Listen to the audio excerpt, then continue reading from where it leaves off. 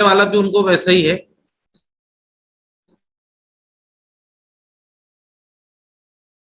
तो आप लोग बहुत लकी हैं, बहुत भाग्यशाली हैं कि आप लोग समय पे कनेक्ट हैं। हाँ, मेरी मीटिंग होती तो ये 7:05 पे लॉक हो चुकी होती। उसके बाद में मैं एंट्री लेता ही नहीं, मुझे 50 लोग ज्यादा पसंद है 500 के अगेंस्ट में। समय का इम्पोर्टेंस ना रखने वाले 500 लोगों से अच्छा है कि 50 लोग वो लोग हों जो समय का और लाइफ के लिए सीरियस हो और जो समय के लिए आप लोग देख लीजिए, जो लोग कनेक्ट नहीं है उन्हें कनेक्ट करा दीजिए। So let's start. मेरा नाम आशीष सराठे है और आप ही के शहर से हूँ। और थोड़ा बहुत जो मुझे इस फील्ड को लेकर, नेटवर्क इंडस्ट्री को लेकर जितना मुझे अभी तक अब तक जो थोड़ा बहुत अनुभव हुआ है, वो पूरा का पूरा 110% और 1000% जितना मेरे पास है वो आपको देने का प्रयास करूंगा।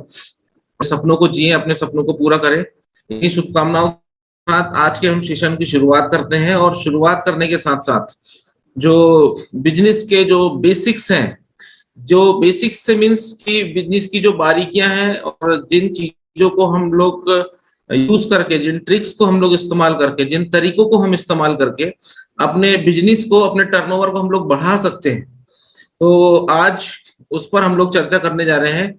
4R में जो हमारे 4R होते हैं, जैसे कि कहा जाता है ना कि गाड़ी के 4 पहिए में कौन सा पहिया इंपॉर्टेंट है, ये कहना बहुत मुश्किल है, क्योंकि चारों पहिए अपनी जगह बहुत इंपॉर्टेंट रोल प्ले करते हैं। तो उन सब चीजों में, जस्ट वेट,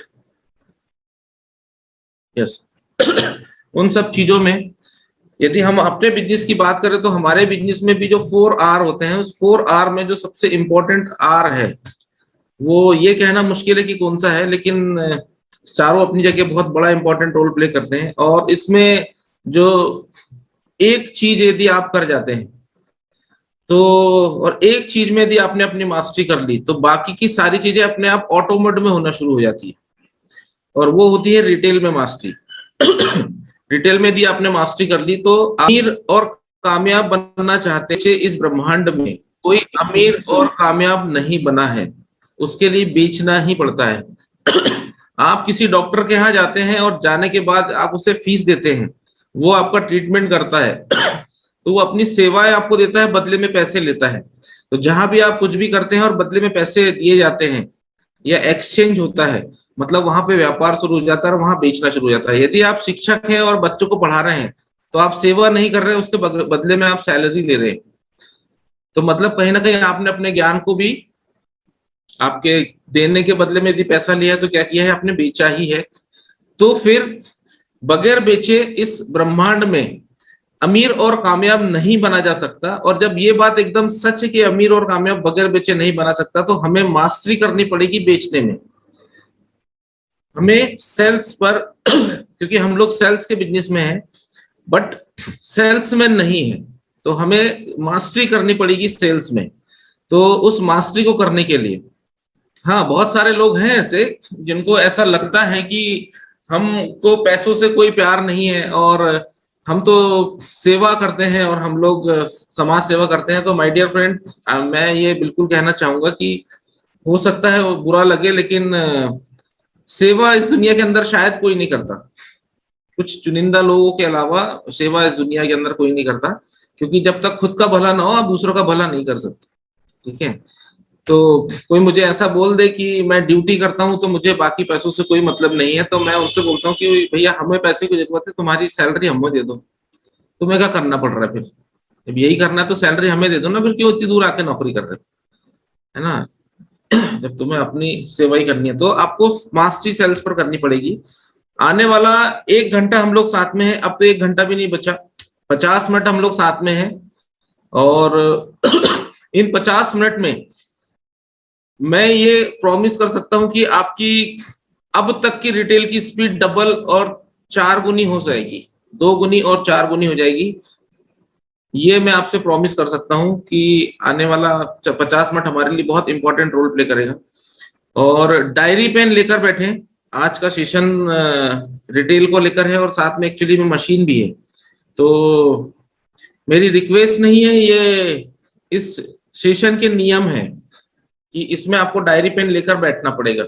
क्योंकि आपके दिमाग में कितनी चीजें सेफ हो पाएगी मुझे नहीं पता, लेकिन यदि आपने उसे नोट डाउन कर लिया है तो वो लंबे समय तक आपके पास रहेगी और आपको कभी बीच में अड़चने नहीं आएगी, और जब कभी दिक्कतें आएगी तो ये आपकी लिखा हुआ भी आपके काम में आएगा। तो डायरी पेन लेकर बैठे, ठीक है, और आने वाले 1 घंटे में 1 घंटे के अंदर अंदर यहाँ पे बैठे 400 लोग डॉक्टर बनने वाले हैं, ये मेरा आपसे वादा है।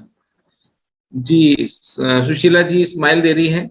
जी बिल्कुल कह रहा हूँ, मैं डेफिनेटली कह रहा हूँ कि राजू खरपूसे जी भी स्माइल दे रहे हैं। तो दिलीप जी बिल्कुल आने वाले 1 घंटे में आप डॉक्टर बनने वाले हैं। अमित जी बिल्कुल पक्का है ये, डेफिनेटली। और स्माइल अब चेहरे पे थोड़ी सी आपकी आई तो मुझे भी अच्छा लगा। ऐसी स्माइल दिया करिए, बहुत खूबसूरत लगते हैं आप सभी लोग। ये रजनी हुई के उधर से हंस रही है मैम, ऐसे दे दिया करिए स्माइल तो अच्छा लगता है।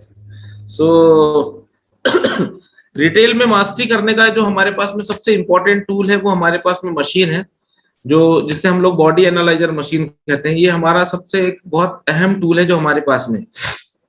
अब इस टूल के बारे में सबसे पहले तो आप ये समझ लीजिए कि ये टूल है क्या, ये मशीन है क्या, और इसे यूज कैसे करते हैं, और किस तरीके से हम सामने वाले पेशेंट्स को ट्रीट कर पाते हैं या उसे हम देख पाते हैं, ये हमें समझना बहुत ज्यादा जरूरी है। राइट, तो सबसे पहले तो ये समझ लीजिए कि ये मशीन है क्या।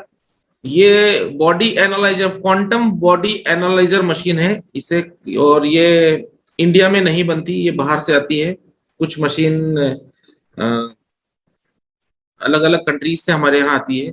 तो ये मशीन क्वांटम एनालाइजर मशीन है, ये मैग्नेटिक रेस पर काम करती है। जब आप इस मशीन को लेकर बैठते हैं तो ये आपकी बॉडी को स्कैन करती है, और ये रॉड जो आप देख रहे हैं, ये वाली रॉड जो देख रहे हैं, इसमें से मैग्नेटिक रेज निकलती है, और ये मैग्नेटिक रेज आपके हथेली पर जो पॉइंट्स बने होते हैं, हमारे बॉडी के पूरे पॉइंट्स हमारी हथेलियों पर होते हैं, उनको स्कैन करती है, और स्कैन करने के बाद में एक डाटा हमारे बीच पहुंचाती है, और ये बताती है कि हमारे अंदर किन चीजों का इनबैलेंस हो रहा है, कौन कौन सी चीजों में इनबैलेंस हो रहा है, ये बताने का प्रयास करती है। ठीक है, एक्यूरेसी की यदि मैं बात करूं तो 70% इसकी एक्यूरेसी होती है। 60 to 70% हम लोग एक्यूरेसी लेके चलते हैं। बहुत सारे केसेस में 80% से भी ज्यादा हमें एक्यूरेसी मिली है। ठीक है, लेकिन मशीन तो मशीन है। तो ये मशीन जो है ये 80% तक, 60%, 60-70% तक हमें एक्यूरेसी देती है। तो ये मशीन हमें समझना पड़ेगा। अब मशीन को करके आप कैसे अपने बिजनेस को ग्रो कर सकते हैं, कैसे आप अपनी रिटेल और अपनी इनकम बढ़ा सकते हैं। मतलब यदि मैं महीने की बात करूं तो 30-40 हजार रुपए कमाना, 30-40,000 कमाना, 30,000 एटलीस्ट कमाना आपके लिए बाएं हाथ का काम है, चुटकी का काम होगा। ठीक है, तो वो कैसे करते हैं ये आप देखिए, ये समझने का प्रयास करिए। तो ये जो क्वांटम एनालाइजर मशीन आप देख रहे हैं, जितने लोगों के पास है वो लोग बहुत लकी हैं। जिन लोगों के पास नहीं है तो वो आज के सेशन के बाद फटाफट अपनी मशीन शॉप खरीदने का बिल्कुल प्लान बनाने वाले हैं, और बना ले तो ज्यादा अच्छा है। इस मशीन को यूज करने के लिए आपको पता है कि इसे मशीन कैसे यूज करना होता है। एक मशीन होती है आपके लिए, उसके लिए एक लैपटॉप की आपको जरूरत पड़ती है, और उस लैपटॉप में आप एक पेन ड्राइव होती है मशीन के साथ आई, वो आप कनेक्ट करते हैं, मशीन को ऑपरेट करते हैं, और फिर आप सामने वाले का को बैठाकर चेकअप करना शुरू करते हैं। तो इसमें दो चीजें होना बहुत इंपॉर्टेंट है। सबसे पहला कि आपके पास में आपको प्रोडक्ट का नॉलेज होना बहुत जरूरी है ना। एक तो मेरी तरफ से बिग क्लैप कि पिछले 2 सेशन जो प्रोडक्ट के लिए हुए हैं, राजकिशोर ठाकुर सर और हमारे प्राउड एनटीसी राजेंद्र सर का जो प्रोडक्ट सेशन हुआ है, आउटस्टैंडिंग सेशन हमारे लिए था। तो सबसे पहले तो हमें प्रोडक्ट में मास्टरी करनी पड़ेगी। तो आप लोगों के लिए सबसे जरूरी है कि आप प्रोडक्ट पर मास्टरी कर लें। मास्टरी मीन्स एटलीस्ट प्रोडक्ट का आपको साउंड नॉलेज होना चाहिए। हमारे पास में जो प्रोडक्ट्स है उनकी डेप्थ नॉलेज आपके पास होना चाहिए, तो आप काम बहुत अच्छे से कर पाएंगे। राइट।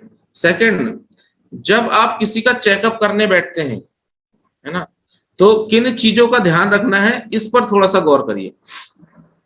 जब आप किसी का चेकअप करने बैठते हैं, ठीक है, और तो आपने ये चीज गौर की है कि चेकअप करते समय बहुत सारे लोग या कुछ लोग या परिवार के लोग या पड़ोस के लोग आसपास खड़े होकर उसे देखते जरूर हैं, राइट। जब आप चेकअप करें तो थोड़ा सा तामझाम करना भी सीख लीजिए। बहुत सारे लोगों को मैंने देखा है सिंपल तरीके से वो चेकअप करके उठ जाते हैं, कहीं भी बैठ जाते हैं। ऐसे मत करिए, है ना। स्टैंडर्ड बनाना और गिराना आपके हमारे हाथ में है। तो आप अपना थोड़ा स्टैंडर्ड बना के रखिए और सिस्टमेटिक तरीके से बैठिए। और थोड़ा सा आपको कुछ फंडे अपनाने पड़ेंगे। जैसे कि आप जब चेकअप करने के लिए बैठे हैं तो सामने वाले को आप मशीन किस तरफ रखते हैं उस तरफ बैठा लिए।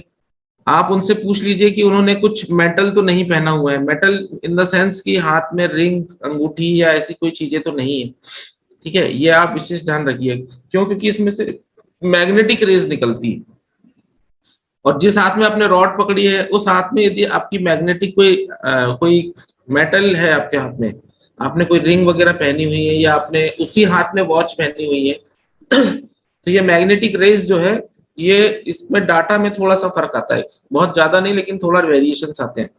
तो आप सबसे पहले उन्हें, यदि पेशेंट्स को सामने बिठाकर आप बोलते हैं कि आप इसे उतार दीजिए, मतलब महिलाओं को तो खैर अब वो जेवर और ज्वेलरीज उन्हें बहुत प्यार है, तो ये मत बोलिए कि अब ये भी उतार दीजिए, है ना। हाथ में एटलीस्ट रिंग, ये हमारा पंजा खाली हो, ये हमारा जहां पे रॉड पकड़ी है ये पंजा खाली हो, इतना ध्यान रखिए।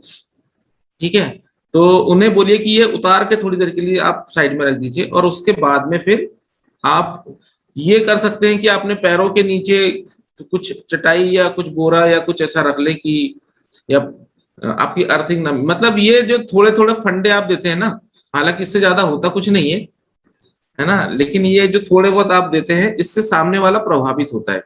आपका प्रभावित करना बहुत ज्यादा जरूरी है, राइट। दूसरी चीज, जब आप किसी का चेकअप कर रहे हो तो चेकअप करते समय तो जो स्क्रीन पर चलता है वो पेशेंट को दिखना चाहिए। आपका लैपटॉप को आप घुमा दीजिए और उन्हें बोलिए कि इसको देखिएगा। और जब तक चेकअप चल रहा हो तो उनसे बोलिए कि आप थोड़ा शांत बैठिए, आराम से देखने दीजिए, आप थोड़ा शांत बैठिए और इसे देखते रहिए। ये जो टुक टुक करके जो चलता है ना, और ये जो 1 से 60 सेकेंड मतलब 1 मिनट जो घूमता है, ये जो स्कैन करता है 1 मिनट तक, ये बहुत हद तक साइकोलॉजिकली बहुत बड़ा इफेक्ट देता है पेशेंट के दिमाग पर। इसका बहुत फर्क पड़ता है और कई बार मैंने देखा है लोग बैठते हैं इस तरफ और पेशेंट बैठा हुआ है या सामने वाला प्रोस्पेक्ट आपका सामने बैठा हुआ है, उसको पता ही नहीं चल रहा कि हो क्या रहा है। ठीक है, तो जब ये स्क्रीन चले तो उसे दिखाइए कि ये स्क्रीन देखिए, आप ऐसे करके आप उसको दिखाइए कि आप ये देखिए, अभी आपका स्कैन चल रहा है, हो रहा है सर अभी, ओके ओके, ठीक है ना। और जो लोग खड़े होके तमाशा देखते हैं, कुछ लोगों की आदत है कि तमाशा देखने की बहुत सारी आदत है। जिन लोगों को खड़े होके, जो लोग आपके आस पड़ोस तमाशा देख रहे हैं, उन लोगों से बोलिए कि आप पीछे आ जाइए, उन लोगों से बोलिए कि आप भी इधर आ जाइए, आप भी देखिए, तो उन लोगों को भी आप दिखाइए, राइट। तो उससे हो थे, लेकिन जो देख रहे हैं उनको भी कहीं ना कहीं ये कीड़ा काटता है और वो भी आके बैठ जाते हैं कि मेरा भी देखना है, मुझे भी चेक करना है, राइट। तो आपको वहीं से प्रोस्पेक्ट बढ़ने शुरू हो जाते हैं और वो अपने भाषा में कहते हैं ना, चुल्ल होती है लोगों को कि मैं भी चेक करवाता हूँ जी डॉक्टर साहब, बिल्कुल सही बात है कि मैं भी, समझ रहे हैं आप इसको। तो यहां से आपके प्रोस्पेक्ट बढ़ने शुरू हो जाते हैं, राइट। इसके बाद में मशीन का आप जब एनालिसिस करते हैं तो मैं स्क्रीन शेयर करता हूं और एक दो रिपोर्ट पर हम लोग डिस्कस करते हैं, है ना, कि कैसे किन बातों का ध्यान रखना है और किनको क्या चीज आपको प्रिस्क्राइब करनी है या आपको देना है, हम लोग उस तरफ मूव करते हैं, राइट। जो अभी मैंने आपको बताया ये सावधानियां हैं या बातें हैं जो आपको ध्यान रखनी है, इससे आपको बहुत फर्क पड़ता है।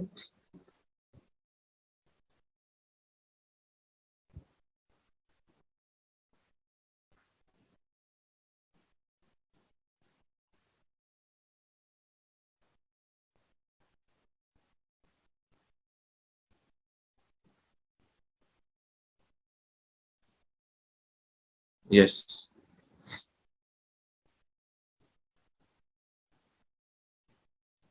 मेरी स्क्रीन दिख रही है, विजिबल है? Yes sir. ओके।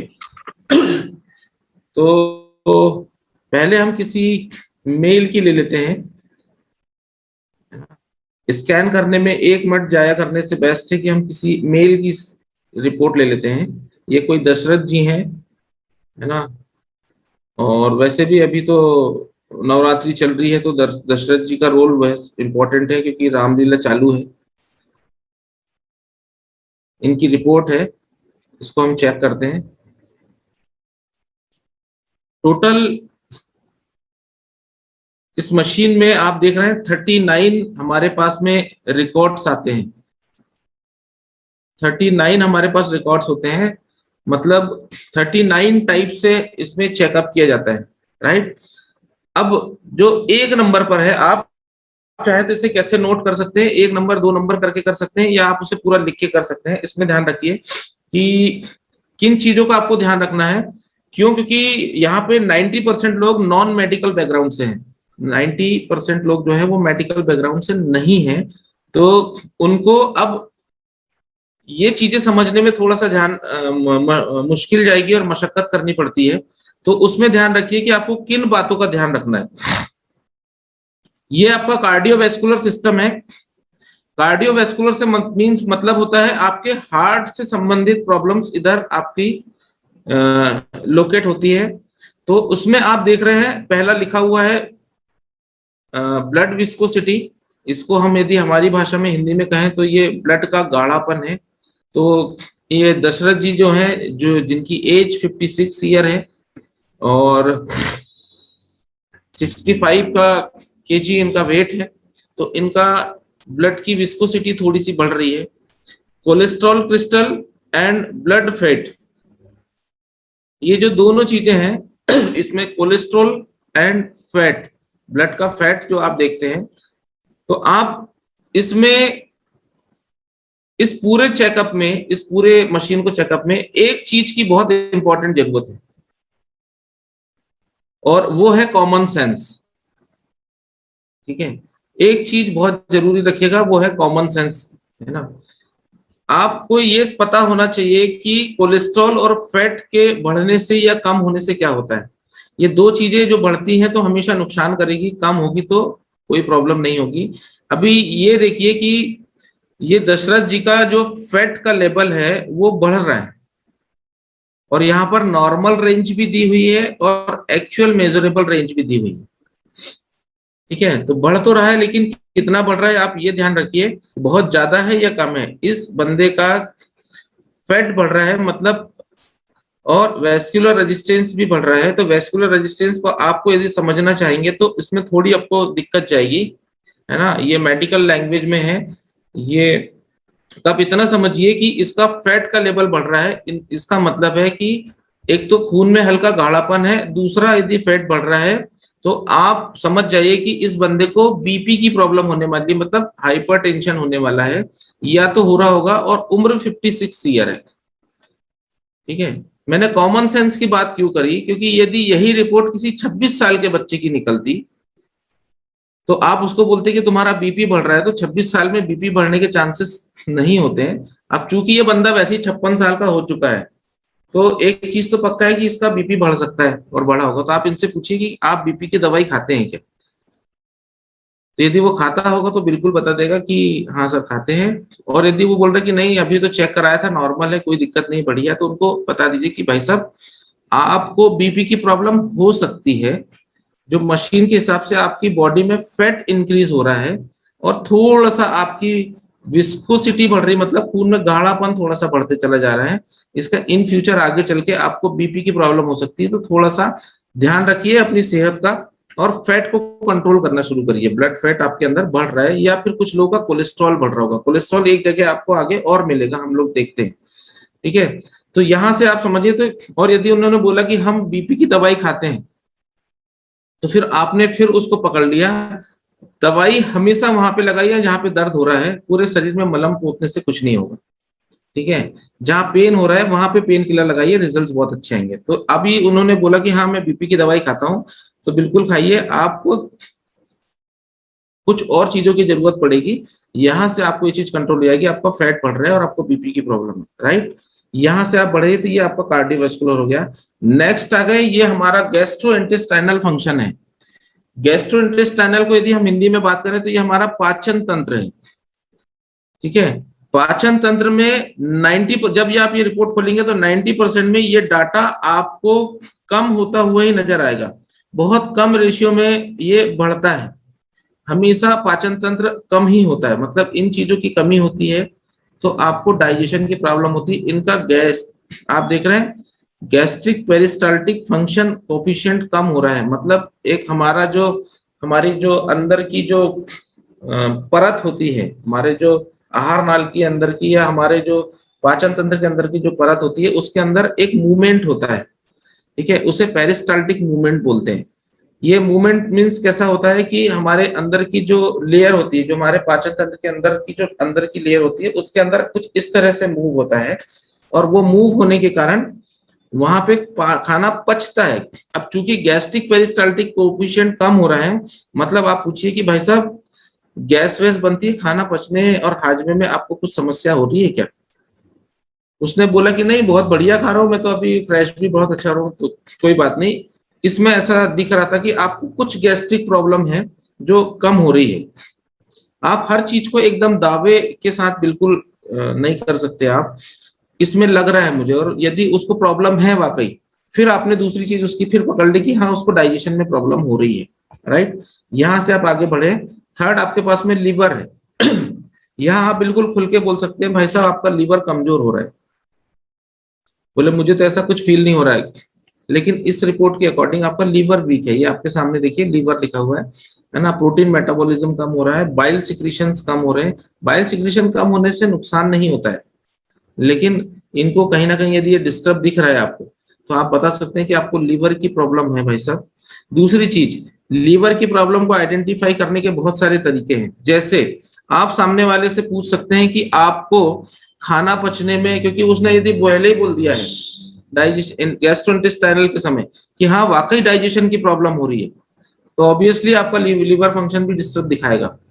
तो आपको एक चीज समझ में आ गई कि पाचन करने में, खाने को पचाने में आपको प्रॉब्लम हो रही है, गैस बन रही है, ठीक है, प्रॉपर आप डाइट नहीं ले पा रहे हैं। दूसरी चीज, लीवर फंक्शन टेस्ट करने का सबसे अच्छा तरीका, आप उनसे पूछिए कि भाई साहब दोपहर में या दिन में, मतलब फर्स्ट जो हम पहली बार यूरिन जाते हैं सुबह, तो वो येलोइश होती है, वो हो सकती है ना, क्योंकि रात भर का कॉन्सेंट्रेटेड रहता है, तो वो सुबह आपकी हो सकती है। लेकिन दिन में भी यदि आपके यूरिन का कलर व्हाइट ना होकर येलोइश आ रहा है, तो आप 100% समझ लीजिए कि आपको लिवर टॉनिक लेना पड़ेगा। आपको लिवर फंक्शंस आपका कहीं ना कहीं डिस्टर्ब हो रहा है। ये आपके और अपने फैमिली के लिए भी है और अपने घर के लिए भी याद रखिएगा। यदि यूरिन में आपको येलोइश आ रहा है दिन में भी नॉर्मल में, तो आपको लिवर फंक्शन है। तो उससे आप ये चीज पूछ सकते हैं कि आपको यूरिन में येलोइश तो नहीं होती है ना, तो यहाँ से आप लिवर फंक्शन है। तो लिवर फंक्शन के लिए आपको क्या देना है आपको पता है, हमारे पास में लिवोगेन है। और किसको क्या देना है, यहाँ से आप लिखते चले जाइए कि इसको लिवर की प्रॉब्लम है। पहला आपने लिख लिया, इसको बीपी की प्रॉब्लम है, डाइजेशन की प्रॉब्लम है, प्लस लिवर की प्रॉब्लम है, या आपने अपनी डायरी में नोट करते चले गए कहाँ कहाँ आपको लग रही है। अब उसमें क्या देना है उसके बाद हम डिसाइड करेंगे कि किनको क्या क्या चीज देनी है, राइट। गॉल ब्लैडर पर बहुत ज्यादा दिमाग लगाने की जरूरत नहीं है, क्योंकि इसमें जो दिए हुए हैं ये सीक्रेटेड हार्मोन्स है जो बॉडी के अंदर निकलते हैं। इस बंदे के जो है दशरथ जी जो है इनके एकदम परफेक्ट है, आप देखिए, है ना। ग्लोब्यूलिन एकदम बढ़िया है, bilirubin, alkaline phosphate, total bile, bilirubin, ये सारी चीजें ना, ये जो हम लोग पीलिया की जो जांच कराते हैं जॉइंटिस में, उसमें यही सारी चीजें निकाली जाती है। बिलीरुबिन, बाइल, एएलपी, ना, एसजीओटी, एसजीपीटी, ये सारी चीजें हम टेस्ट करते हैं कब, जब जॉइंटिस देखना होता है। मतलब यदि लीवर फंक्शन गड़बड़ है तो आपको उसको और अच्छे से पुख्ता हो जाएगा यदि इनका बाइल बढ़ा हुआ है और बिलीरुबिन बढ़ा हुआ है। बिलीरुबिन का लेबल ये लिखा हुआ है, टोटल बिलीरुबिन यदि ये बढ़ा हुआ है और इधर बिलीरुबिन नीचे लिखा हुआ है ये बढ़ा हुआ है, या बाइल सिक्रीशंस बढ़े हुए हैं, ठीक है, बाइल, है ना, तो आप समझ जाइए कि इसको वाकई लिवर टॉनिक की बहुत ज्यादा जरूरत है। अभी इनका परफेक्ट है। नेक्स्ट पैनक्रियाटिक फंक्शंस पे है, इसमें इंसुलिन बढ़ा हुआ है इन भैया का, आप देख रहे हैं यहाँ पे लिखा हुआ है इंसुलिन बढ़ा हुआ है, इससे ज्यादा कोई प्रॉब्लम नहीं होगी अभी। ठीक है, आप आगे निकलिए। ये ध्यान रखने वाला जो फंक्शन है जिसमें किडनी फंक्शन है, पहला आपने हार्ट देख लिया, दूसरा आपने लीवर देख लिया, तीसरा आप किडनी पर आ जाइए सीधे। छठवें नंबर पर किडनी का फंक्शन है, जो आप किडनी के फंक्शन पर आ जाइए। यहां पर आप देखिए जो चारों चीजें हैं इसमें से आप ये देखिए किडनी के फंक्शन में पिछले चीजों में चीजें कम हो रही थी, लीवर फंक्शन में चीजें कम हो रही थी, किडनी से यहाँ से बढ़ना शुरू हो जाएगी। यूरिनोग्लोबिन बढ़ा हुआ है, प्रोटीन यूरिया बढ़ा हुआ है, ठीक है, और यूरिक एसिड थोड़ा बढ़ा हुआ है, नाइट्रोजन थोड़ा सा बढ़ा है ना, ब्लड यूरिया नाइट्रोजन इंडेक्स जो है BUN ये बढ़ा हुआ है। अब ये BUN और प्रोटीन यूरिया बढ़े होने के कारण आप पेशेंट से पूछेंगे, तो आप उनसे ये पूछिए कि आपको यूरिन करते समय बर्निंग होती है क्या, मतलब पेशाब में जलन होती है क्या, जिसको यूरिन मिक्चुरेशन भी कहते हैं, या आप अपनी भाषा में बोले तो आपको यूरिन करते समय जलन होती है क्या, बर्निंग सेंसेशन होता है क्या। और इस कंडीशन में पेशेंट 110% ये बोलेगा कि हाँ सब कभी कभार होती है, तो आपका ये बढ़ा हुआ है सर, इसलिए आपको ये प्रॉब्लम हो रही है। नीचे के दो चीज बढ़ने से ये प्रॉब्लम हो रही है, राइट। ऊपर आप देख रहे हैं यूरिक एसिड ये बढ़ता है, तो ये आजकल कॉमन डिजीज हो चुकी है लोगों के बीच में कि जब यूरिक एसिड बढ़ता है तो ज्वाइंट पेन जरूर होता है। ठीक है, जब ये यूरिक एसिड इंक्रीज होकर यहाँ पर आ जाएगा येलो रीजन में या रेड में, तो आप ये मान लीजिए कि सामने वाले को जॉइंट्स पेन जरूर होंगे, बॉडी में जॉइंट्स पेन जरूर होंगे, क्योंकि यूरिक एसिड जब बॉडी में बढ़ता है तो वो जॉइंट्स पर जाके जमा हो जाता है। ठीक है, और जॉइंट पर जब यूरिक एसिड जमा होता है तो वहां से इन्फ्लामेशन होना शुरू हो जाती है, मतलब दर्द और सूजन आना शुरू होती है। तो यूरिक एसिड का बढ़ना यहाँ पे आपके लिए नुकसानदायक है। कई कंडीशंस में जब मशीन से आपने चेक किया और सामने वाले ने फिर भी बोला कि नहीं सर, यूरिक एसिड बढ़ने के बाद भी बोला कि नहीं सर मुझे कोई दर्द तकलीफ नहीं है, बिल्कुल फ्रेश बढ़िया लग रहा है, अच्छा लग रहा है, मुझे कोई तकलीफ नहीं हो रही है ना, तो फिर आप उसको ये बता सकते हैं कि भाई साहब कोई बात नहीं, अभी बहुत अच्छे हैं आप, इसको कंट्रोल कर लीजिए, आगे चल के आपको ये प्रॉब्लम होने वाली क्योंकि यूरिक एसिड आपका बढ़ रहा है। तो आप उसको ये भी आगाह कर देते हैं कि आपको ये तकलीफ होने वाली है, इसके लिए आप प्लीज अलर्ट रहिए। जो सामने वाला एक्सेप्ट कर रहा है कि मुझे हाँ वाकई ये प्रॉब्लम हो रही है, तो उसके लिए आपके पास में प्रोडक्ट्स हैं। नहीं हो रही है, वो एकदम फिट लग रहा है, तो उनको बता दीजिए कि आगे चल के आपको ये हो सकती है। दूसरी चीज, यूरिक एसिड बढ़ने का एक और सिम्टम आपके पास में है जो आप पेशेंट से पूछ सकते हैं, है ना, वो ये है कि जिनका यूरिक एसिड बढ़ा हुआ होता है बहुत सारे केसेस में उनको कॉन्स्टिपेशन की प्रॉब्लम होती है, मतलब कब्जियत की प्रॉब्लम होती है, वो सुबह फ्रेश नहीं हो पाते प्रॉपर तरीके से। ठीक है, क्योंकि जब आपको कॉन्स्टिपेशन होता है तो कॉन्स्टिपेशन होने के कारण भी आपकी बॉडी का यूरिक एसिड बढ़ता है, और यूरिक एसिड बढ़ा है तो कॉन्स्टिपेशन हो सकता है, तो कब्जियत की प्रॉब्लम हो सकती है, वो प्रॉपरली फ्रेश नहीं हो पाते, सुबह आने के बाद गाना गाते हैं जुदा होके भी तो मुझ में कहीं बाकी है, राइट। तो ये आप उनसे पूछ सकते हैं कि आपको कॉन्स्टिपेशन की प्रॉब्लम तो नहीं होती भाई साहब, क्योंकि ये 56 साल के हैं। ठीक है, तो आपको यहाँ पे उम्र का ध्यान रखना है, जेंडर का ध्यान रखना है, ठीक है, उसके अकॉर्डिंग आपको ये पूछना है आपको कॉन्स्टिपेशन की प्रॉब्लम तो नहीं होती, और कब्जियत की प्रॉब्लम आज कॉमन है, तो उनको बोलिए आपका पेट साफ रखना बहुत जरूरी है, उसके लिए हमारे पास अलग प्रोडक्ट्स आते हैं, ध्यान रखिएगा किसके लिए क्या प्रोडक्ट आपको देने हैं। अब कॉन्स्टिपेशन है तो उसको क्या देना है, उसको आप इम्यूनो3 हमारे पास बहुत लाजवाब प्रोडक्ट है, आप उसे लिबोगेन दे सकते हैं। ठीक है, ये दो प्रोडक्ट से आप उसको आगे कर सकते हैं। यूरिक एसिड बढ़ा है तो और किडनी फंक्शन है तो हम यहाँ पे यूरिक प्लस भी चला सकते हैं, और उसे बोलिए पानी ज्यादा पिया करिए।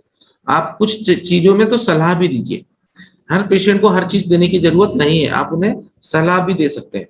लंग्स फंक्शन पर आ जाइए। ठीक है, आप जितने भी चेक करेंगे उसमें आपको वाइटल कैपेसिटी और टोटल लंग कैपेसिटी आपको सबको कब की कमी मिलेगी। ये आज के एटमॉस्फेयर में ऐसा हो चुका है कि हम सब लोगों की लंग्स कैपेसिटी और वाइटल कैपेसिटी दोनों कम हो चुकी है, मतलब जितनी मैक्सिमम एयर हमारे लंग्स के अंदर भरती है उसे हम वाइटल कैपेसिटी कहते हैं, और टोटल लंग कैपेसिटी होती है जब हम इनहेल करते हैं, मतलब जब हम श्वास अंदर खींचते हैं तो लंग्स के अंदर जो हवा भरती है उसे ये नापा जाता है, तो ये कम हो रही है। इस प्रकार के इंसान से, है ना, आप ये पूछ लीजिए कि आप जल्दी थक जाते हैं क्या, आपकी श्वास भरती है क्या। मतलब यदि आप थोड़ा तेजी से चल रहे हैं या कुछ दौड़ रहे हैं या सीढ़ी ऊपर नीचे आप तेजी से हो जाए तो आपको श्वास फूलती है क्या आपकी। सामने ने बोला बिल्कुल हाँ, तो बोले आपका लंग्स कमजोर हो रहा है सर, इसका ध्यान रखिए। ठीक है, इसके लिए क्या करना है, तो आप सुबह जल्दी उठिए, मॉर्निंग वॉकिंग पे जाइए, कुछ एक्सरसाइज करिए, ठीक है, और प्राणायाम करिए। और यदि आप ये सब नहीं कर पाते तो उसके लिए फिर मैं एक सप्लीमेंट्स प्रोडक्ट आपको देता हूँ, उससे आप रेगुलर लीजिए, उससे आपकी लंग्स जो है वो स्ट्रांग होंगे। राइट, ये ऊपर की दो आपकी जो रिपोर्ट्स है, वाइटल कैपेसिटी और टोटल लंग कैपेसिटी के लिए आपको ये एडवाइस देना है, ये आपको पता होनी चाहिए इस तरीके से। और उन्होंने बोला कि नहीं ऐसा कुछ ठीक है, लेकिन ये चीजें आपकी कम आ रही हैं, इसलिए मैंने आपसे पूछा। राइट, एयरवे रेजिस्टेंस जो RAM लिखा हुआ है, इसको आप देख रहे हैं, ये यहाँ पे होना चाहिए ग्रीन पर, ये कम हो गई है। इसका मतलब है इस इंसान को नींद बहुत आती होगी, इसको सोने सोने का ही मन करता है। दो चीजें समझ लीजिए, ये RAM यदि कम हो रहा है, उस इंसान को नींद बहुत आती है, आलस बहुत आता है, और जिनकी ये बढ़ जाती है उनकी नींद चढ़ जाती है, उनको प्रॉपर अच्छे तरीके से नींद नहीं आ पाती, मतलब लगी फिर खुल जाती है। तो उनसे आप पूछिए नींद कैसी आती है आपको, उन्होंने बोला ठीक ठाक आती है। तो मेरे हिसाब से आपको नींद ज्यादा आती है क्या इनके, बोले हाँ, सब सोने सोने का ही मन करता है, नींद बहुत आती है। अब इसमें से कुछ वर्किंग हैंड भी होते हैं, वर्किंग हैंड मतलब जो काम करने जाते हैं, तो उनको तो नींद आती भी है तो महसूस नहीं होती, क्यों, क्योंकि उनको काम करना मजबूरी उनको दौड़ा के काम करवा रही है। तो ऐसी स्थिति में दूसरे कंडीशन में यदि ये बढ़ा हुआ निकले तो आप उनसे पूछिए कि आपको नींद कैसी आती है। उसने बोला कि आ जाती है ठीक ठाक, नहीं अच्छे से आती है या एक बार खुल गई तो उठ चढ़ जाती है, तो वो खुद ही बता देगा कि हाँ। अभी आपने उसकी एक एक चीज पकड़ते चले जा रहे हैं, तो अब जैसे जैसे आप आगे बढ़ते चले जा रहे हैं वो आपसे प्रभावित होते चला जा रहा है, और अब आपके साथ में उसका तालमेल मिलना शुरू हो गया कि यार कि ये डॉक्टर साहब बता मेरे बारे में सब कुछ रहे हैं, मेला में आज पहली बार हूँ कि हाँ वाकई ये प्रॉब्लम हो रही है। राइट, यहाँ पे आपको लंग्स फंक्शन है, और इसके लिए हमारे पास में आयुश्वास और कफनील बहुत शानदार प्रोडक्ट है। ब्रेन पर आप निकल के चले जाइए आगे, इसमें बहुत डेप्थ में जाने की जरूरत नहीं है, क्योंकि अभी इसमें आप अंदर तक जाएंगे तो आपको थोड़ी ज्यादा मशक्कत करनी पड़ेगी, तो इसमें बहुत ज्यादा दिमाग है। बस ये समझ लीजिए कि ठीक ठाक है, ठीक है ना, सेंटीमेंट इंडेक्स बढ़ा हुआ है, बाकी का सब कुछ ठीक ठाक है। बस एक चीज जो है, ये जो सेकंड पॉइंट आपके लिए देख रहे हैं, सेरिब्रल आर्टरियोस्क्लेरोसिस जो करके दिख रहा है आपको ये दूसरे नंबर पे, यदि ये किसी का बहुत ज्यादा बढ़ा हुआ दिखता है तो उससे आप पूछिए सर में दर्द ज्यादा होता है कि कभी कभार चक्कर वक्कर कभी टाइप का ऐसा महसूस होता है क्या, तो उसको बोलिए यदि भाई साहब करा सकते हैं, ये सलाह है आपके तरफ से फ्री वाली एडवाइस कि भाई साहब यदि आप करा सकते हैं तो एक बार CT स्कैन करा लीजिएगा। क्योंकि मेरे साथ में एक दो पेशेंट के साथ में ऐसा हो चुका है जिनका मैंने सेरिब्रल आर्टरियोस्क्लेरोसिस बढ़ा हुआ दिखाया था, है ना, उनके ब्रेन में क्लॉटिंग्स बन रही थी, ठीक है, और एक पेशेंट उसमें आगे चल के उसको एक बार BP बढ़ा और उसके बाद में उसको स्ट्रोक हो गया। तब मुझे लगा कि यार ये मशीन सही बताती है, मैंने बोला भी था कि आप करा सकते हैं एक बार तो CT स्कैन करा लीजिए, यदि वो समय रहते करा लेते तो ये प्रॉब्लम उन्हें नहीं आती।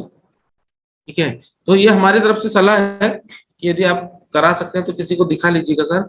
और यदि नहीं है, आपको लगता है कि पेशेंट ये सब नहीं, भाई ये सामने वाला इतना बियर नहीं कर, उन्हें बोलिए कि ऐसी चीजें जिनसे खून पतला होता है ना वो चीजें लेना शुरू कर दीजिए, और उनको बोलिए कि थोड़ा सा ध्यान रखिए, अपनी सेहत का ध्यान रखा करिए आप। राइट, आगे बढ़ जाइए बोन डिजीज पर, थोड़ा सा और आगे निकलते हैं। बोन मिनरल, ये सारा बोन का सेगमेंट है। ये देखिए 56 साल के जवान हैं, ये एकदम परफेक्ट है, इनकी ऑस्टियोक्लास्ट कोफिशिएंट बढ़िया है, कैल्शियम लॉस इनमें बिल्कुल नहीं हो रहा है ना, बोन हाइपरप्लेजिया थोड़ा सा बढ़ा हुआ है, ऑस्टियोपोरोसिस मतलब हड्डियों का झड़ना, कमजोर होना, ये भी बहुत अच्छा है। बोन मिनरल डेंसिटी जो है ये भी बहुत अच्छी है इनकी। तो ओवरऑल इनका हड्डियों का मामला बहुत बढ़िया है ना, मजबूत हड्डी के इंसान है ये, बहुत अच्छे हैं। यदि ये चीजें आपको ऑस्टियोपोरोसिस बढ़ा हुआ दिखता है तो मतलब समझ जाइए कि इनको हड्डियों की कमजोरियां हो रही। तो इनसे बोलिए कि कैल्शियम लेना शुरू करें, ठीक है, कैल्शियम लेना शुरू करें, थोड़ा खान पान में सुधार बदले, ठीक है। यहाँ से आप आगे बढ़िए तो बोन से आप हो गए, रूमेटाइड बोन डिजीज कार्ड है ये। रूमेटाइड मतलब जोड़ों जॉइंट्स का जो होता है ना, क्या ना चाहिए वो वात वाला जो प्रॉब्लम होता है, रूमेटॉइड जो होता है वो, उसको लेकर ये है। तो इस मामले में भी ये बहुत अच्छे हैं, राइट। यहाँ पर भी ऑस्टियोपोरोसिस कोफिशिएंट देखिए आप लिखा हुआ है, ऑस्टियोपोरोसिस कोफिशिएंट यहाँ पे लिखा हुआ है, रूमेटिज्म कोफिशिएंट भी लिखा हुआ है। यदि रूमेटिज्म बढ़ रहा है तो मतलब उसको अर्थराइटिस की प्रॉब्लम होने वाली है, या हो चुकी होगी, या वो खुद ही बोल देगा हाँ सब ये प्रॉब्लम है। ऑस्टियोपोरोसिस का मतलब होता है आपकी हड्डियां एक एज के बाद आपके शरीर में जब कैल्शियम की कमी पड़ती है तो आपका शरीर आपकी हड्डियों से कैल्शियम लेना शुरू कर देता है, और वो हड्डियां धीरे धीरे अपने आप में कमजोर होना शुरू होती है, उसको हम ऑस्टियोपोरोसिस कहते हैं। और पिछली रिपोर्ट में आप बैक जाएंगे, इसमें भी देखिए डिग्री ऑफ ऑस्टियोपोरोसिस लिखा हुआ है। इन दोनों को एक बार आगे पीछे करके, ठीक है, मैच करके देख लीजिए दोनों में क्या फर्क आता है, राइट। यदि दोनों परफेक्ट हैं तो बहुत बढ़िया है। ब्लड शुगर पे आप आए गए, इनका बहुत अच्छा है, ये आप आराम से देख सकते हैं, ब्लड शुगर कम है ज्यादा है। फिजिकल मेंटल क्वालिटीज में आपको दिमाग लगाने की जरूरत नहीं है। ह्यूमन टॉक्सिन्स पर आपको ज्यादा देखने की जरूरत नहीं है, ठीक है। इसमें आगे आगे बढ़ जाइए, ट्रेस एलिमेंट पर आ जाइए, आप ट्रेस एलिमेंट पर आ जाइए। ये है हम रिपोर्ट नंबर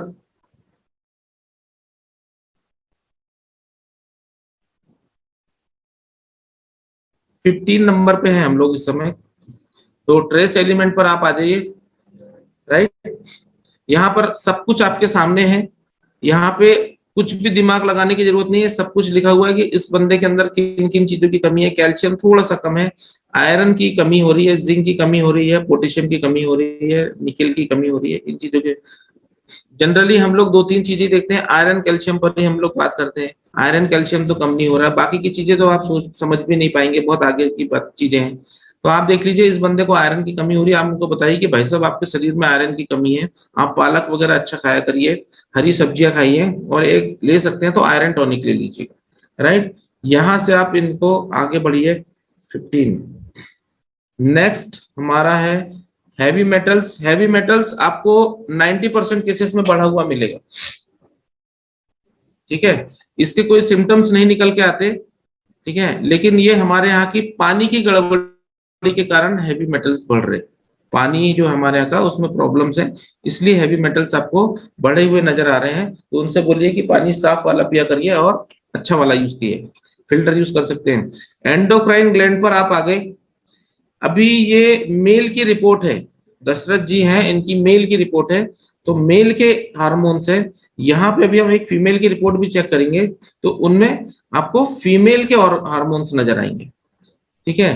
तो मोस्टली जो हार्मोनल इनबैलेंस होते हैं, मतलब एंडोक्राइन सिस्टम का जो डिसबैलेंस होता है, वो फीमेल्स में ज्यादा देखने को आता है, मेल्स में कम आता है देखने के लिए। इसे आप देख रहे हैं थायराइड का सिक्रीशन, थायराइड का सिक्रीशन आपने यहाँ से देख लिया, आगे चल के आपको एक जगह थायराइड और मिलेगा, तो आप दोनों को क्रॉस चेक कर ले एक बार, ठीक है ना। पैराथायराइड हार्मोन इधर लिखा हुआ है, एड्रिनल ग्लैंड से, पिट्यूटरी ग्लैंड से, पीनियल ग्लैंड सिक्रीशन है। तो आपको ये समझना पड़ेगा पहले तो कि इन ग्लैंड्स के कम ज्यादा होने से प्रॉब्लम क्या होती है, राइट, तो ही आप इस पर डिस्कस कर पाएंगे। इसलिए इधर ज्यादा दिमाग लगाने की जरूरत नहीं है, इससे आप सीधे आगे बढ़ जाइए। इम्यून सिस्टम, ये आपका प्रतिरक्षा तंत्र है, ये इनका बहुत अच्छा है। यदि ये कमजोर दिख रहा है तो आप बोल सकते हैं, इनको बता सकते हैं कि भाई साहब कवच प्राश वगैरह आप इनको दीजिए कि इम्यूनिटी आपकी थोड़ी वीक है भाई साहब, है ना, थोड़ी आपकी इम्यूनिटी कमजोर है, तो उससे आप स्ट्रॉन्ग करिए। और वैसे भी आपको इम्यूनिटी अच्छी रखनी चाहिए, क्योंकि दौर जो है वो पूरा इम्यूनिटी के ही खेल पर है। कोविड का सिचुएशन है ना, और अभी तो कोविड डिटेक्ट हो गया, इसलिए पता है, पता नहीं ऐसे कितने वायरस मार्केट में घूम रहे हैं, ठीक है, और कौन कहाँ से कब आ जाएगा पता नहीं। आप अपनी इम्यूनिटी अच्छी रखिए। तो क्योंकि इम्यूनिटी को चेक करने का, नापने का कोई पैमाना, पैरामीटर नहीं है, इंसान को कैसे पता कि उसकी इम्यूनिटी स्ट्रांग है। तो हमारे पास में जो मशीन है वो, उससे हम ये बता सकते हैं कि आपकी इम्यूनिटी थोड़ी वीक है, आप इसको बढ़ाने के लिए लीजिए। तो जो आप प्रोडक्ट सजेस्ट कर सकते हैं उसके लिए वो आप प्रोडक्ट उन्हें सजेस्ट करिए।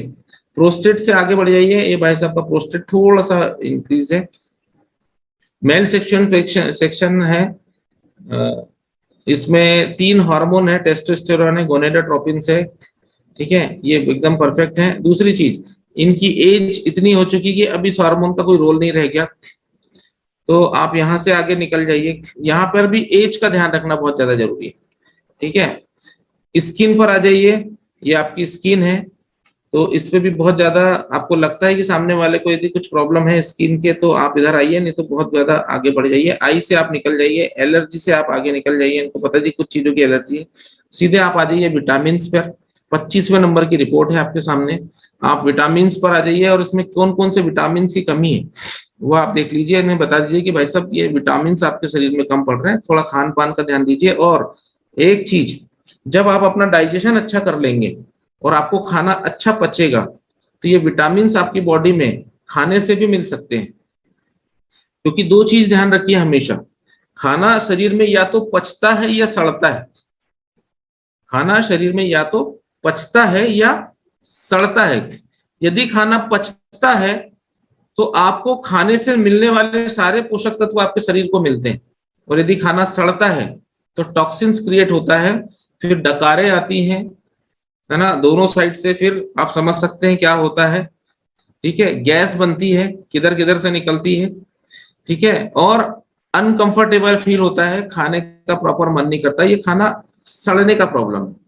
तो खाना या तो पचना चाहिए या सड़ना चाहिए। यदि आपने खाने को पचा लिया तो आपको ये प्रॉब्लम्स नहीं आएंगी। तो आप ये चीजें मेंटेन कर सकते हैं। साथ में आप किनका चेकअप कर रहे हैं उन पर डिपेंड कर सकते हैं, तो उन्हें आप, हमारे पास में न्यूट्री लाइफ है, हमारे पास में लिवअगेन है जो हमारे डाइजेशन को इम्प्रूव करता है, हमारे पास में स्पिरुलिना गोल्ड है, हमारे पास 95 है, बहुत सारी चीजें हैं। तो जहां आपको सुटेबल जो चीज लगे वो आप दे सकते हैं, ठीक है। ओबेसिटी, आगे बढ़ जाइए, बोन ग्रोथ इंडेक्स पे यहाँ से आप आगे निकल जाइए, है ना। बोन एल्कलाइन फॉस्फेट कमजोर हो रहा है, मतलब बोन, ये को एंजाइम है मतलब ये रिपोर्ट है हमारी 28 नंबर की एक रिपोर्ट है जिसपे को एंजाइम लिखा हुआ है, राइट। इस रिपोर्ट पर एक चीज गौर करिएगा, बहुत डेप्थ में नहीं बता रहा हूं मैं, है ना, उसके लिए पैसा लगता है, राइट। निकोटिनामाइड और बायोटीन करके 2 चीजें यहाँ पे लिखी हुई हैं। ये 2 कंपोनेंट हमारी बॉडी के अंदर है। देखिए इन भैया का बायोटीन कम हो रहा है और निकोटिनामाइड जो है ना, ये भी थोड़ा कम हो रहा है। यदि ये कम हो जाए, इनसे पूछिए आपको हाथ पैरों में झुनझुनी आती है क्या? इन्होंने बोला हाँ आती है। ठीक है साहब, कोई बात नहीं, देखते हैं आगे। मतलब उनको ये प्रॉब्लम हो रही है और उनके बगैर बताए आपने ये उन्हें बता दिया कि आपको ये प्रॉब्लम होती है क्या। वो आपका फैन दीवाना हो चुका है। ये निकोटिनामाइड या बायोटीन के इनके कम होने से, पैंथोटिक एसिड, इन चीजों के कम होने से, है ना, ये न्यूरोटिक कंपोनेंट्स होते हैं, इनके कम होने से हाथ पैरों में झुनझुनी आती है, ठीक है ना। इसके लिए लोग मैथिल कोबालामिन के इंजेक्शंस लगाते हैं, न्यूरोबियान वगैरह वगैरह के लगाते हैं। तो ये आप सजेस्ट कर सकते हैं एज देखकर, है ना, या आप किसी से भी लगवा लीजिएगा, आपको अच्छा रिलीफ मिलेगा। सलाह तो देनी है, लगाना वाला दूसरे उसके गांव का डॉक्टर बैठा है, वही लगा देगा, तुमको कोई सोचना है, राइट। लेकिन यहाँ से वो आपको, और उसको ये प्रॉब्लम है और आपने आइडेंटिफाई कर दी और सॉल्व कर दी। स्पर्म एंड सीमेन आप देख लीजिए कि किस एज ग्रुप के साथ में आप बैठे हुए हैं, उसके अकॉर्डिंग आप उन्हें बता दीजिए। यहाँ पे यदि कोई मैरिड है और न्यू यंग एज का है, तो आप उनका ये जरूर उनको बता दीजिएगा कि उनकी स्थिति क्या है, नंबर ऑफ स्पर्म और मोर्टिलिटी रेशियो क्या है ना, पीएच कैसा है, ये उन्हें बता दीजिए, तो उन्हें आगे प्रॉब्लम नहीं आएगी, राइट। उसके लिए आपके पास प्रोडक्ट है। अभी हम जब हार्ट वाले सेक्शन पर बैठे थे, हम उधर से इधर आ गए, तो उसमें हमने कोलेस्ट्रॉल देखा था। यहाँ पे पूरा चीज कोलेस्ट्रॉल का, ब्लड विस्कोसिटी हमने वहां भी देखी थी, ब्लड विस्कोसिटी यहाँ भी है। यदि आप चाहें तो एक बार बैक जाके देख सकते हैं, यहाँ पे देखिए, वहां भी ब्लड विस्कोसिटी उनकी बढ़ी हुई थी, यहाँ पे और ज्यादा बढ़ी हुई है, मतलब खून में गाढ़ापन तो है भाई। कोलेस्ट्रॉल लेवल इनका वहां भी अच्छा था, यहाँ भी अच्छा है, ठीक है। एचडीएल, एलडीएल, ये देखिए एलडीएल इनका बढ़ा हुआ है, मतलब इनको आगे चल के बीपी की प्रॉब्लम होने वाली है, तो डेफिनेटली इधर उधर भी फैट, इधर भी फैट थोड़ा बढ़ा हुआ, राइट। तो कोलेस्ट्रॉल को आप क्रॉस चेक कर सकते हैं दो जगह से, पिछली रिपोर्ट से और इस रिपोर्ट से, राइट। यहां से आप चेक कर सकते हैं क्रॉस चेक करके, ठीक है। ये आपकी ब्लड चैनल, ये हमारे काम का नहीं है, ठीक है। पल्स, हार्ट एंड ब्रेन से आप थोड़ा सा बाहर निकलिए, ठीक है ना, इसको समझने में आपको समय लगेगा। यहाँ पे आ जाइए आप कोलेजन ऑफ एनालिसिस पे, ठीक है। यहाँ पे आपको सारे सिस्टम दिखा देते हैं। आपकी आंख कमजोर है भाई साहब, आपके दांत भी कमजोर हो गए तो 56 साल की उम्र में दांत भी कमजोर होंगे और आंख भी कमजोर होगी, तो डेफिनेटली होगी, ठीक है। इस हेयर एंड स्किन अच्छी है, एंडोक्राइन सिस्टम ठीक है, सर्कुलेटरी सिस्टम इनका हार्ट वाला बिल्कुल ठीक है, डाइजेस्टिव सिस्टम भी ठीक दिखा रहा है, इम्यून सिस्टम भी ठीक दिखा रहा है, मोशन सिस्टम थोड़ा कमजोर है, ठीक है। आप इसमें देख लीजिए कि कौन कौन से सिस्टम वीक हो रहे हैं, ठीक है। अभी ये रिप्रोडक्टिव सिस्टम इस उम्र में कोई जरूरत नहीं है। नर्वस सिस्टम जो मैंने आपको बायोटिन वाला बताया था वो उधर आ गए। स्केलेटन सिस्टम अट्टा हड्डियों का थोड़ा कमजोर है, ठीक है। तो यहाँ से आप ये पता चलता है कि किन किन चीजों की इनके अंदर कमियां हो रही हैं, तो वो आप उनको दे सकते हैं, राइट। यहाँ से आप आगे बढ़िए, लार्ज इंटेस्टाइन फंक्शन ठीक, थायराइड है इनको। अब आप थायराइड की रिपोर्ट पे आ गए, तो यदि इनको थायराइड आपको लगता है तो आप इनको एडवाइस दे सकते हैं कि आप एक बार जांच करा लीजिए, इसके हिसाब से बढ़ा हुआ दिख रहा है, वास्तविकता में क्या है वो कहा नहीं जा सकता, लेकिन जब भी आपको समय मिले एक बार करवा जरूर लीजिएगा। अभी आपने उसके दिमाग में ये डाल दिया तो एक बार वो करवा लीजिएगा, तो घूमते फिरते कभी करवा ले, या दोबारा आपकी मुलाकात हो तो आप उन्हें याद दिला सकते हैं करवाया क्या आपने। एक बार थायराइड की जांच आप करवा लीजिएगा तो ज्यादा बेस्ट होगा, राइट। फैटी, यहाँ से आप बढ़िए, और ये हो गई हमारी मेल सेक्शन की रिपोर्ट। थोड़ा सा एक बार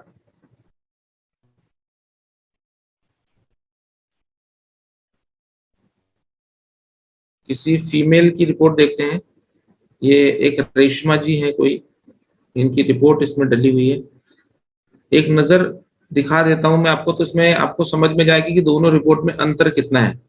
कार्डियोवैस्कुलर सिस्टम समझ में आया आपको, गैस्ट्रोइंटेस्टाइनल यानी पाचन तंत्र, liver function, gall bladder same है, पेनक्रियास सेम है, किडनी का आप बराबर देख सकते हैं। लंग्स फंक्शन देखिए इनका भी, उस अभी जो पिछली रिपोर्ट में आपने देखा लंग्स फंक्शन में इनके भी ये दोनों चीज वीक थी, इनकी भी है। मैंने बोला आपको 100% हर रिपोर्ट में आपको यही मिलेगा, ये आज के मौसम और एटमॉस्फेयर के कारण। RAM दशरथ जी का जो था वो कम इधर था, इन मैडम का, इनकी उम्र 19 साल है, इन मैडम का इधर है, ठीक है। इन मैडम का इधर है, मतलब इनको प्रॉपर नींद नहीं आती होगी, ठीक है। बाकी की चीजें आप आगे सब कुछ सेम है, रूमेटाइड भी है, 19 साल की एज है, तो बाकी सब चीजें होनी चाहिए अच्छी, ठीक है। इनमें उनको भी आयरन की कमी है, जिंक की कमी है, कॉपर की कमी है, हेवी मेटल्स आगे बढ़िए। इनको किन चीजों की कमी है आप ये देख लीजिए। अब वहां पे, यहाँ पे आपका 20वें नंबर पे गायनेकोलॉजिकल आ गई है, मेल में गायनेकोलॉजिकल नहीं थी।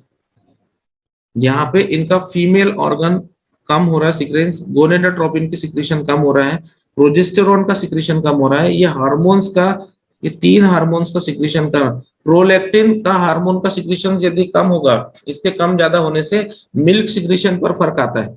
तो ये प्रेग्नेंट लेडी के लिए काम करता है, क्योंकि ये 19 साल की हैं, इसलिए इनका प्रोलैक्टिन स्थायी है, और ये 3 हार्मोन इनके डिस्टर्ब है। मतलब आगे चल के आप देखेंगे तो इनको मेंसेस की प्रॉब्लम नजर आएगी, इनको मेंसेस की प्रॉब्लम समझ में आएगी। चल के आगे देखते हैं, ये हमेशा ध्यान रखिए।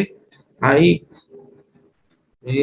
Allergy, vitamin, obesity, bone growth hormone, coenzymes, ठीक है। मेंस्ट्रुअल साइकिल पे आ गए, देखिए इनको मेंसेस की प्रॉब्लम है क्योंकि उधर हार्मोन इनबैलेंस हो रहा है, ठीक है। तो इनसे आप पूछ लीजिए कि इनको पीरियड्स की प्रॉब्लम होती है क्या, ठीक है। जब आप लॉग इन कर रहे हो, है ना, जब आप लॉग इन कर रहे हो, लॉग इन मीन्स जब आप यहां से लॉग इन कर रहे हो, जब आप किसी का नाम ऐड कर रहे हो तो मेल फीमेल देखकर डालिएगा। किसी ने डाला है दशरथ जी सत्यम नाम से और क्लिक कर दिया है फीमेल पर, या कई बार आपने डाला है फीमेल का और क्लिक कर दिया है अपने मेल पर, तो रिपोर्ट कुछ और आएगी। तो इसका विशेष ध्यान रखें, राइट। एक सेकंड में स्क्रीन ऑफ करता हूं। ठीक है, तो ये है मेल और फीमेल की रिपोर्ट्स आपके सामने। क्लियर? तो यहां पर कुछ चीजें जो आपको ध्यान रखनी है, वो यदि आपने नोट डाउन कर रही हो तो बहुत अच्छा है। तो बस इतनी बारीकी आप ध्यान रखें, और जब इस तरीके से आप सारी चीजें डिस्क्राइब करके आप सामने वाले को बताते हैं तो वो आपका फैन और मुरीद हो जाता है, क्योंकि आपने उनको वो सारी चीजें बता दी जो उनके अंदर प्रॉब्लम हो रही थी और जो उन्हें जरूरत थी। राइट? तो यहां से आपने बताना शुरू कर दिया। तो जब आपने ये करना शुरू कर दिया, दूसरी चीज, जब भी आप सामने वाले को प्रोडक्ट रिकमेंड करते हैं, ठीक है, तो एक बार में उसको सारी चीज देने की कोशिश बिल्कुल मत करिए। मैंने देखा है लोगों को कि 95 भी दे दिया है सर, स्पिरुलिना गोल्ड भी दे दिया है, लिव अगेन भी दे दिया है, ठीक है, थोड़ा सा प्रॉब्लम हो रही तो इम्यूनो 3+ भी दे दिया है, और ज्वाइंट पेन बताते थे तो नववेदना भी दे दिया है ना। ऐसा करने की कोशिश बिल्कुल मत करिए। जो चीजें ज्यादा जरूरी है पहले वो दीजिए उन्हें, और अगले बार के लिए बचा के रखिए। ठीक है, अगले बार के लिए मतलब उर्मिला जी समझ गई, वो स्माइल दे रही है। अगले बार के लिए मतलब यदि उसको पता है कि आपको इतनी सारी प्रॉब्लम हो रही है तो आप अपने पैड में डायरी में लिख लीजिए ना, और उन्हें जो शुरुआती 2-3 चीजें वो दीजिए, और उन्हें बोलिए कि आप ये यूज करिए, इसमें कितनी रिकवरी आती है, फिर बाकी चीजों के लिए हम बाद में देते हैं। एक ही बार में 10K सर? नहीं सर, बिल्कुल ऐसा मत करिए कि एक ही बार में आपने उसको कर दिया, क्योंकि हर कोई इतना बेयर नहीं कर सकता। हाँ, जो सक्षम है, जिनको लग रहा है, उनके लिए ठीक है। अदरवाइज आप उन्हें बोलिए कि कुछ प्रोडक्ट आप यूज करके देखिए, पहले ये वाली प्रॉब्लम जो ज्यादा गंभीर दिख रही है, और जो प्रोडक्ट देने के बाद आपको मालूम है कि ये 2 दिन 3 दिन 4 दिन में इसके रिजल्ट आ जाएंगे, वो पहले आप दे दीजिए, ये आप यूज कर लीजिए, और इसमें कितना फर्क पड़ता है मुझे बताइएगा। ठीक है, फिर अपन आगे की चीजें देते हैं। राइट? अभी आपको पता था कि आपके लीव अगेन ने या वुमेन कंपेनियन ने या आपके जो बाकी प्रोडक्ट्स है, आपकी कफनील था, उन्होंने आपका असर दिखा दिया। तो आपको पता है कि लीव अगेन चौथे 5वें दिन रिजल्ट दिखा देता है। राइट? तो उससे क्या होगा कि जो पहली बार आपने प्रोडक्ट दिए थे उससे उसको अच्छा लग रहा है, रिलीफ मिल रहा है, तो उसका विश्वास आपके और प्रोडक्ट के लिए और बढ़ गया। अब आप जो जो देते जाएंगे वो लेते जाएगा, तो आपका एक रिटेल कस्टमर बिल्कुल हमेशा के लिए तैयार हो गया। आप एक ही बार में हलाल करने की कोशिश बिल्कुल मत करिए। ठीक है, तो ये ध्यान रखिए। दूसरी चीज, हम लोग वेलनेस इंडस्ट्री में काम करते हैं, हम लोग वेलनेस इंडस्ट्री में काम करते हैं। मेरे पास लोगों के फोन आते हैं और लोग मुझे रिपोर्ट सेंड करते हैं। बहुत ज्यादा सीरियस लेने की, पेशेंट्स को लेने की कोशिश बिल्कुल मत करिए, है ना। कुछ हमारे बारे में भी सोचिए। हम लोग क्लिनिक खोल के बैठे हैं, हमारा भतीजा डॉक्टर है, हमारे घर में भी यार इलाज करते हैं लोग। लोगों ने MBBS और MS और MD करके अस्पताल खोले, कुछ उनका भी ख्याल रखिए भाई साहब। कुछ पेशेंट उधर भी जाने दीजिए, है ना, उनको भी ऑपरेशन करवा लेने दीजिए। सब इधर ही कर लोगे आप तो फिर उनका क्या होगा? तो उनका भी थोड़ा ख्याल रखिए। ठीक है, समझ रहे हैं आप? मतलब ऐसे पेशेंट जिनको डॉक्टर्स ने हाथ खड़े कर दिए हो, ऐसे पेशेंट्स जो नागपुर परेशान होके आया है, ऐसे पेशेंट्स को आप ट्रीट करने की कोशिश करेंगे तो हमेशा आपको परेशानियां ज्यादा आएगी। तो प्लीज ऐसे लोगों को आप ज्यादा दिमाग लगाने की, हाँ, आप उनके साथ बैठ के, उनको तकलीफ है, उनको प्रॉब्लम्स हो रही है, उनके साथ शेयर कर सकते हैं, और उन्हें ये दिलासा दे सकते हैं कि ये कुछ प्रोडक्ट्स हैं, इनको इस्तेमाल करने से देखते हैं कुछ फायदा हो सकता है, तो हम प्रयास करते हैं। राइट? कि भाई हम प्रयास करते हैं कि ये चीजें आपके लिए हम कुछ बेहतर कर सके। लेकिन गारंटी मत दीजिए कि मैं डॉक्टर साहब से बात करता हूँ या करती हूँ और फिर बताती हूँ सर इसको कैंसर इतना हो गया है, अब मैं क्या करूं, इसको ये प्रॉब्लम। ऐसे सीवियर केसेस में प्लीज प्लीज प्लीज मत डिस्कस करिए, क्योंकि ये हो रहा हो, क्योंकि ये जो आपके पास आया है ना पेशेंट, ये 4 घाट का पानी पी के आया है भाई साहब। इसने कुछ नहीं छोड़ा, कोई छिंदवाड़ा, सूनी, बालाघाट, नागपुर, झाड़ा फुकाई कुछ नहीं छोड़ा, सब करवा लिया है। और जब सब जगह से थक गया है तब आपको बोल रहा है ये। तो जब इतने सब जगह से थक के आपके पास आया है तो इनको चैलेंज मत करिए, इनको बोलिए कि आप प्रयास कर सकते हैं, है ना, क्या हो सकता है बेहतर, देखते हैं। बाकी आपको तो पता ही है, आप तो इतनी जगह करा ही चुके हैं, है ना। ऐसे पेशेंट्स आपको मिलेंगे तो इन पर बहुत ज्यादा एक्सपेरिमेंट करने की जरूरत नहीं है। राइट? तो ऐसे पेशेंट्स को आप, तो हम लोग डॉक्टर नहीं है, मतलब डॉक्टर हैं, मतलब आपको तो अब इस सेशन के बाद तो आई थिंक यहाँ पर बैठे पौने 500 लोग डॉक्टर बन चुके हैं, अभी आपकी मास्टरी हो चुकी है। जिनके पास मशीन है उनकी बल्ले बल्ले है, जिनके पास मशीन नहीं है वो ले लें, और अब बिजनेस यहीं से बढ़ेगा। क्यों? क्योंकि आपने एक का चेकअप किया और जो 4 आसपास को खड़े होकर देख रहे थे उनको भी चुल छूटेगी और वो भी बैठ के आपसे चेकअप कराएंगे। ठीक है, अभी मैं आपके जो क्वेश्चन वो आ रहे हैं चैट्स में, उस पर गया नहीं हूं सर, चैट्स पे भी आते हैं, देखते हैं 8 बजे है ना, और चैट्स के ऊपर भी डिस्कस करते हैं, अभी आपके सवालों के ऊपर भी जवाब देते हैं। ओके, तो आप ये चीजों का ध्यान रखिए, यहां से आपका रिटेल बढ़ गया। दूसरी चीज, आप यदि सुबह निकलते हैं किसी के घर में जाके चेकअप करने बैठते हैं तो आप ये भी करके बोल सकते हैं कि भाई साहब आपका चेकअप फ्री है, आपके मोहल्ले के 8-10 लोगों का चेकअप करा दीजिए, आपके घर का आपका चेकअप हम फ्री कर देते हैं।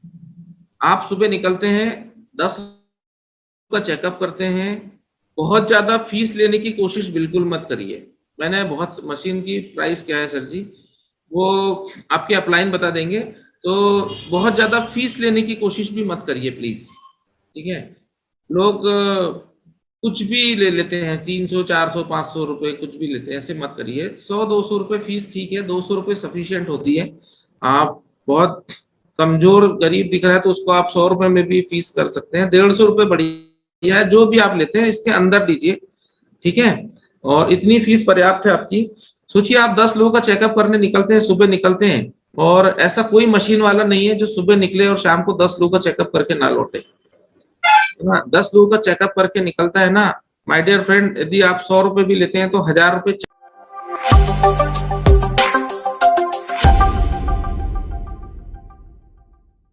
चेकअप की फीस आपके जेब में होती है।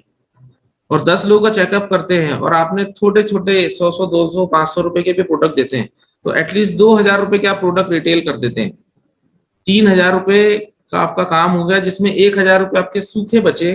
2000 का प्रोडक्ट बेचने पे आपको 300-400 रुपए वो बचे, मतलब 1500 रुपए रोज कमाने वाला इंसान उन्हें 30 दिन काम करे तो कितना कमा सकता है आप समझ सकते हैं। ठीक है, 45,000 रुपए के इंसान हैं आप, और आप लोगों को और हमें या हमारे डिस्ट्रीब्यूटर को शिकायत होती है कि सर माय लाइफ स्टाइल के अंदर पैसा नहीं आता। माय लाइफ स्टाइल करने वाला इंसान खाली निकल जाए ना घर से तो उसको पैसों की कभी कमी होती ही नहीं है भैया, उसका जेब हमेशा भरा पूरा ही रहता है। राइट, हम अपनी अलाली अपनी कायरी के चक्कर में, और हमें ये लगता है कि एक लैपटॉप लेना है, एक मशीन लेनी है तो 20-30 हजार रुपए हमारा खर्च हो जाएगा। खर्च नहीं हो जाएगा। मैंने आपको बताया कि एक बार मशीन लैपटॉप आप यूज करके, ठीक है, मशीन आप 45,000 रुपए महीने का कमा सकते हैं। मैं कह रहा हूं आधा भी कमाया आपने तो 2 महीने में तो मशीन लैपटॉप सब फ्री है ना, तीसरे महीने से तो आपका जेब में आ रहा है पैसा, तो आपका ही फायदा हो रहा है कि नहीं हो रहा है। दूसरी चीज, जहां पे आपको प्लान करते नहीं आता है, यदि आपकी प्लान में मास्टरी नहीं है, आप प्लान बहुत अच्छे से नहीं कर पाते, मत करिए। आपके पास मशीन है, चेकअप है, मशीन चेकअप और प्रोडक्ट आपका प्लान कर देता है। अभी किसी का बिल बना 3000 रुपए का, किसी का बिल बना 2000 रुपए का या 3000 रुपए का, 2000 रुपए का बिल बना, उस इंसान को 2000 का प्रोडक्ट देने से अच्छा है कि आप उससे ये बोले कि भैया एक काम करिए, आपकी डिटेल मुझे दीजिए, मैं आपको इसकी कस्टमर आईडी देता हूं, और यही 2000 के प्रोडक्ट आपको 1600 रुपए में जाएंगे, 400 आपके और बच जाएंगे। उससे क्या हुआ है पता है आपको, एक डिस्ट्रीब्यूटर भी तैयार हो गया। हो गया, आपकी एक ज्वाइनिंग आ गई कि नहीं आ गई। आपने प्लान कहाँ किया उसको, ना आपने प्लान किया ना आपने कुछ नहीं समझाया उसको, लेकिन ज्वाइनिंग आ गई कि नहीं आ गई। आपने 1000 रुपए का किसी को प्रोडक्ट दिया और आपको लगता है यार ये बंदा अच्छा है, काम कर जाएगा, मत कमाओ उससे 200 रुपए रिटेल प्रॉफिट के। आपको लगता है ये बंदा बहुत काम का है, अच्छा है, और इस घर से अपन अच्छा धंधा ले सकते हैं या इन लोगों को अपन आगे काम में ले सकते हैं, अरे मत कमाओ उससे रिटेल प्रॉफिट। उसको ये बोलो कि भैया ये जो आपको 800-1000 रुपए का प्रोडक्ट हो रहा है ना, आप एक आपकी डिटेल दीजिए, मैं आपकी एक लॉगिन बना देता हूँ, यही 1000 रुपए का प्रोडक्ट आपको 800 रुपए में आ जाएगा, मतलब जितने में आता है ना वहां से उतने में आपको आ जाएगा, आपके 2 पैसे बच जाएंगे। मैं तो पैसे बचाना चाहता हूँ, और वैसे भी महाराज चेकअप करके तो 200 ले चुके हो, रिटेल प्रॉफिट छोड़ के भी कोई एहसान थोड़ी ना कर रहे हो, क्यों आसाराम जी? ठीक है ना। अब वो उस चक्कर में आपको एक डिस्ट्रीब्यूटर मिल गया कि नहीं मिल गया काम करने के लिए, प्रोडक्ट का रिजल्ट आया, काम हो गया। सुशीला जी आप घर से निकले ना निकले, लेकिन आप चेकअप करा के हजारों ज्वाइनिंग उठा सकती हैं सिर्फ प्रोडक्ट देकर। आपकी एक बहुत बड़ी टीम खड़ी हो सकती है, और जिन जिन को रिजल्ट आएगा और वो खुद ही करवाते हैं दोबारा से। क्लियर? तो यहां से आपका रिटेल बढ़ गया, आपकी क्लोजिंग आ गई, मतलब 4 आर में से 2 आर आपके कम हो गए, राइट? आपके कितने डिस्ट्रीब्यूटर खड़े हो जाएंगे, और फिर इनको उठा के आप मीटिंग ट्रेनिंग प्रोग्राम में कनेक्ट करा दीजिए, आपका हो गया काम। एक भी प्लान करने की जरूरत नहीं है आपको। यदि आपको प्लान करके 1 घंटा आप नहीं खर्च करना, ये आपको प्लान नहीं आता ना, मत करिए। 1 घंटे में 5 लोग 6-8 लोगों का चेकअप कर दीजिए, आपकी ज्वाइनिंग आ जाएगी। क्लियर? कितना पैसा कमाना चाहते हो यार? सुबह खाली हाथ 100 रुपए का पेट्रोल के लिए पैसा लेके निकलो मशीन लेके, शाम को लौटोगे 1000 रुपए जेब में डाल के लाओगे, और शाम को आके बीबी फोन करेगी ना, ये लेते आना, तो बोले हाँ ला दूंगा। और शाम को आके 200 रुपए बच्चों को भी दे रहे के लिए, बेटा तेरे गुल्लक में डाल दियो, सेविंग अकाउंट है अपना ही, वो भी खुश। उसके बर्थडे पे तेरा गुल्लक फोड़, तेरे को जो चाहिए उसमें 200 और मिला के चल, वो तेरे कुछ अच्छा आइटम ले आते हैं। कुछ नहीं लगता है यार, आपके पास ट्रिक्स होनी चाहिए काम करने की, और ये मशीन हमारे पास, सिर्फ हमारे पास है मशीन। ऊपर से आपकी टीम में यदि किसी को 10K करना है, 10K करने के लिए सोचना ही नहीं पड़ेगा आपको सोचना ही नहीं पड़ेगा, ठीक है? लेकिन इन सब चीजों के पीछे एक चीज बहुत बड़ा रोल प्ले करती है, और वो ये होता है कि आप मशीन लेकर तो निकल जाओगे, सामने वाले को प्रोडक्ट कहां से दोगे? भाई साहब चेकअप तो कर लोगे, सब कुछ कर लोगे, सामने वाले को प्रोडक्ट कहां से दोगे? आप रहते हैं सोनी जी सिंगोड़ी में, और चेकअप करने के लिए गए आप छिंदवाड़ा आए हैं, या चंदनगांव में आप चेकअप कर रहे हैं, या आप चंदनगांव में रहते, सिंगोड़ी में रहते हैं, और आप चले गए पौनार में आप चेकअप करके आए। अब उसको माल लाके देना है, उसको चेकअप करके प्रोडक्ट देने हैं, और आपके पास प्रोडक्ट नहीं है। आप वापिस आओगे छिंदवाड़ा, और छिंदवाड़ा शॉपी से माल खरीदोगे और फिर ले जाके पौनार दोगे, ठीक है ना?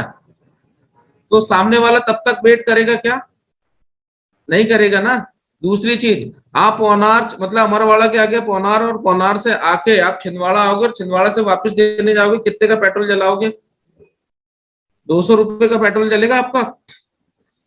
आप धंधा तभी कर पाएंगे यदि आपके पास में स्टॉक है, तो यदि आपके पास प्रोडक्ट अवेलेबल है तो ही आप मशीन का भी ढंग से यूज कर पाएंगे। कि सामने वाले को जो रिकमेंड लग रहा है वो उठाया और आपने दे दिया। अब ये चीज यदि आपके घर पे रखी है, आपके पास रखी है, तो आपको देने में आपको कोई प्रॉब्लम नहीं होगी। आपको नहीं तो थोड़ी थोड़ी चीजों के लिए भागना पड़ेगा। कब तक भागोगे? आपके पास में एक प्रोडक्ट का स्टॉक होना चाहिए। जिन लोगों के पास नहीं है, सबसे पहले अपने पास में एक प्रोडक्ट, ज्यादा मत रखिए। हमारे पास में 4 कफनिल है, 4 लिवगेन है, 2-4 वुमेन कंपेनियन है, एक 2-2 पीस रखिए। एक भी बेलहाट की डिब्बी रखिए। मैं कह रहा हूं मत रखिए 4, 2 डिब्बी रखिए।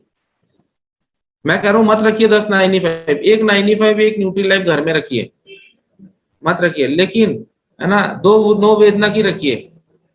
एक 2-2 पीस तो रखिए, खत्म हो जाएगा हम फिर बुलवा लेंगे, फिर ले आएंगे। लेकिन आपके पास स्टॉक अवेलेबल होना चाहिए पूरे टाइम, ठीक है? ग्रोथ करते चली जाएगी, है ना? क्योंकि इंसान 2 ही चीज कमाता है, ठीक है ना? बनाता है या तो पैसे या बहाने। तो यदि आप बैकअप सेशन में है, नॉलेज कमाते चले जाएंगे, पैसा आपके पीछे आते चला जाएगा, और बैकअप सेशन से लापरवाही हमको उतनी दूर धकेलती चली जाएगी। So wish you all the best. Thank you. जय हिंद, जय माय लाइफस्टाइल, जय वी। Thank you so much.